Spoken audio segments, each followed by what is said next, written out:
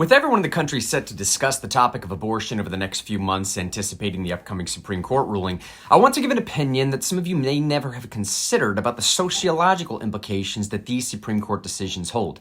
In Planned Parenthood v. Casey, the Supreme Court said that abortion is a unique act. It's an act fraught with consequences for others, for the persons who perform these, and the assistants of the procedure, and the spouse, and the family, and the society which must confront the knowledge that these procedures exist.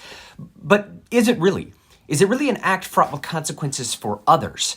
Or have third-wave feminists pushed the agenda so far that now it is only women that have to deal with the repercussions of this decision? Have third-wave feminists essentially created a frat boy's dream world where men are responsible for nothing at all?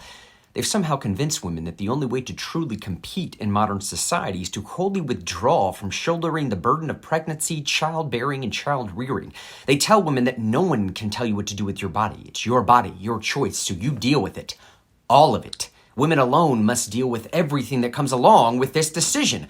One of the most tragically unfortunate outcomes of the modern push to normalize abortion is that it almost entirely removes the responsibility from the guy. You see, the New Age agenda tells women that you deal with the public ridicule and embarrassment from the picket lines outside these abortion clinics. You deal with the continual doctor's appointments and the medical opinions seemingly unconcerned with your feelings on the matter. You take the burden of telling your family and dealing with the communal shame. You take the burden of raising the money to get this abortion. You alone try and comprehend the shame and guilt of looking at a 3D sonogram of this child living inside of you and still remain pro-choice. You alone deal with the chance of lifelong guilt, wonder, and worry. You alone deal with people telling you that you are discarding a potential human life as easily as one discards their wisdom teeth, appendix, or an unwanted mole. After all, liberalism tells you that it's your body, your right, your choice. Therefore, you alone are the one that has to be forced to deal with the repercussions of this decision.